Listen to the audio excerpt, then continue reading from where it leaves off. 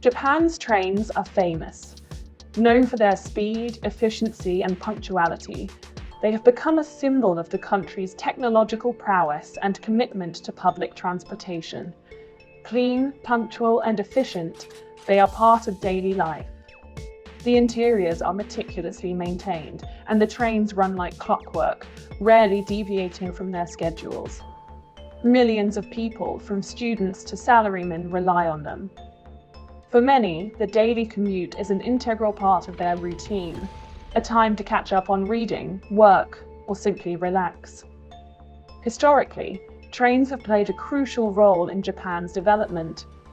From the early steam locomotives to the modern Shinkansen, the evolution of the railway system mirrors the country's rapid modernization. Rush hour is crowded, a sea of people packed into carriages. The sheer volume of passengers can be overwhelming, yet the system manages to function smoothly. This efficient system, however, hides an uncomfortable truth. Beneath the surface of this well-oiled machine lies a troubling issue that affects many commuters. Trains, unfortunately, have become places where a particular form of harassment persists: sexual harassment. This issue is pervasive and affects countless women on a daily basis. In the confined space of a train car, surrounded by strangers, many women face unwanted attention. The close quarters make it difficult to avoid or escape such situations. This behavior, often subtle, creates a climate of fear and anxiety. The psychological impact can be profound, leading to a sense of vulnerability and helplessness. While Japan boasts a low crime rate, this specific issue persists. The contrast between the country's overall safety and the prevalence of this problem is stark. It's a silent struggle for many, happening within a society that often avoids open confrontation. The cultural tendency to maintain harmony can make it difficult to address the issue openly. Personal anecdotes from commuters reveal the deep connection many have with the train system. For some, it's a place of solace and routine, while for others, it can be a source of stress and anxiety. Every morning, I step into the train car like entering a battlefield, not because I expect war, but because I expect to be touched, brushed, watched. No one talks about it, but we all know it's there. Ayaka, 32, Tokyo office worker. This essay will explore the issue of sexual harassment on Japanese trains, examining its impact and the efforts being made to address it. Through understanding and awareness, we can hope to create a safer environment for all commuters. Sexual harassment on trains encompasses a range of unwanted behaviors, all of which are deeply invasive and distressing for the victims. On trains, this can manifest in several disturbing ways, each violating personal space and safety. Groping, touching, grabbing, or rubbing against someone without consent. This is one of the most common forms of harassment on public transport. Voyeurism, secretly filming or taking photos under someone's clothing, also known as upskirting. This invasion of privacy is both humiliating and illegal. Indecent exposure, exposing oneself in public. Such acts are not only shocking, but also create an unsafe environment for everyone.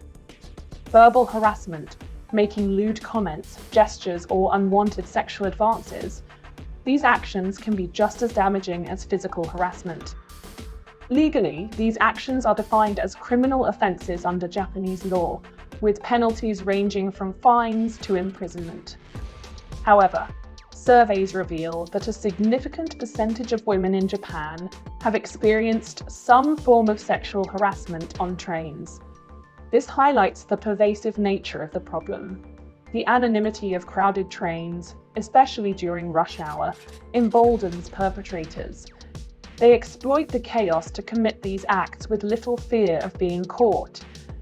The impact on victims is significant, ranging from emotional distress to fear of using public transportation.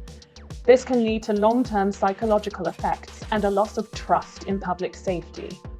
Real case, 2021, Saitama. A high school student, 16, reported being groped daily on the Cebu line. She used safety pins to stab the perpetrator's hand, a desperate defense. Police only intervened after a viral tweet brought attention to her story. It wasn't just his hand on my body. It was silence on everyone's face. That was worse.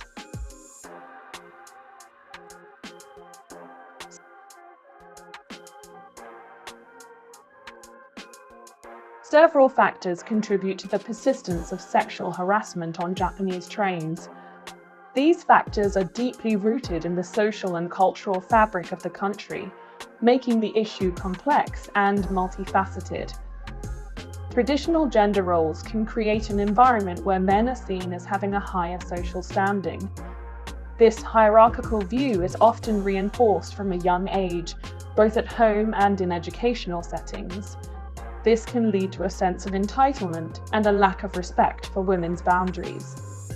Men may feel emboldened to act inappropriately, believing their actions will go unchallenged. Furthermore, Japanese society often emphasizes harmony and avoiding conflict.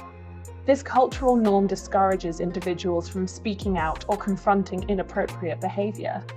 Victims may feel pressured to endure harassment rather than causing a scene. The fear of disrupting social harmony can be a powerful deterrent against taking action. I screamed once. People turned, then looked away, as if my voice had embarrassed them. Not him, me. Rina, 28, Yokohama. This silence allows the problem to continue unaddressed. The lack of open discussion about the issue perpetuates a cycle of inaction and acceptance. The concept of shame also plays a role. Victims often feel ashamed or embarrassed about the experience, blaming themselves or fearing they won't be believed. This internalized shame can be overwhelming and isolating. Historically, the rapid urbanization and overcrowding of trains have also contributed to the issue. The sheer number of people in confined spaces creates opportunities for harassment to occur unnoticed. Societal attitudes towards gender and public behavior have evolved, but remnants of past norms still influence current practices. Understanding this historical context is crucial in addressing the problem effectively. The impact of sexual harassment goes far beyond the immediate incident. Emotional distress, anxiety, fear, humiliation, anger, and depression, psychological trauma, PTSD, panic attacks, and flashbacks, fear of public transportation, avoiding trains, altering travel routes, and restricting daily life, physical symptoms, headaches, nausea, sleep disturbances, and loss of appetite. The cumulative effect of these experiences can be devastating, impacting victims' careers, relationships, and overall well-being. I stopped taking the train. My job suffered. Friends stopped inviting me out. I didn't leave my apartment for a month. Kana, 24, former fashion student experts note that the psychological toll can be long-lasting. According to a recent study, over 60% of victims report ongoing mental health issues.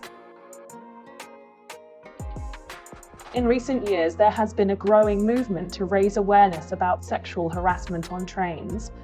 Victims are finding their voices, sharing their stories, and demanding change. Social media has played a crucial role in amplifying these voices. Campaigns using hashtags like #MeToo and its Japanese equivalent, #Watashimo, have helped break down the stigma surrounding sexual harassment. Public service announcements, posters in train stations, and educational programs are also raising awareness about the issue. Every voice matters. Every woman who speaks gives strength to the next. It's not just awareness, it's resistance. Miki Yamada, NGO leader. Being part of this movement has empowered victims to speak out and support others. These campaigns foster a supportive community and aim to create lasting change. Recognizing the severity of the issue, Japanese authorities have begun taking concrete action. Police patrols during peak hours, women-only cars during rush hour, CCTV in train cars and stations, legal reforms with stricter penalties. Still, enforcement varies. Laws help, but culture needs to shift for true progress.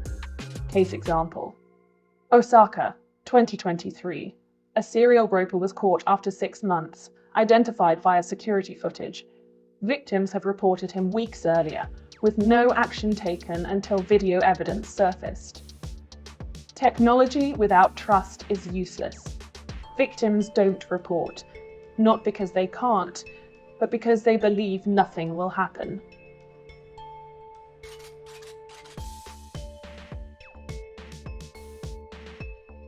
Technology is becoming a vital ally in the fight against harassment. DigiPolice app, an SOS screen victims can silently activate. AI detection, trials underway to flag suspicious behavior. Body cams, security personnel now wear them. These tools empower commuters, but without cultural change, tech alone won't suffice. We know it happens, we hear it in whispers, but unless someone screams, our hands are tied. Train attendant. At the heart of progress lies one principle: empowerment. We must create systems where victims feel safe to speak up and are met with belief, not doubt. This includes accessible reporting support networks, bystander training. I posted my story online. The next day, 3 classmates told me they'd gone through the same. I didn't feel alone anymore. Each voice adds to the movement. Each story told builds resistance. The responsibility to make trains safe does not rest on victims alone. It belongs to all of us: commuters, corporations, communities, and policymakers. We must challenge outdated gender norms, dismantle silent tolerance, and foster a culture of consent and accountability. Japan's trains should be a model of safety, not just for timetables and technology, but for the dignity of every passenger. Let's ride not just toward destinations, but toward dignity. Let's make every train a space of safety, not silence. That's the future Japan deserves. That's all for today. Thanks for watching as always. See you next dive.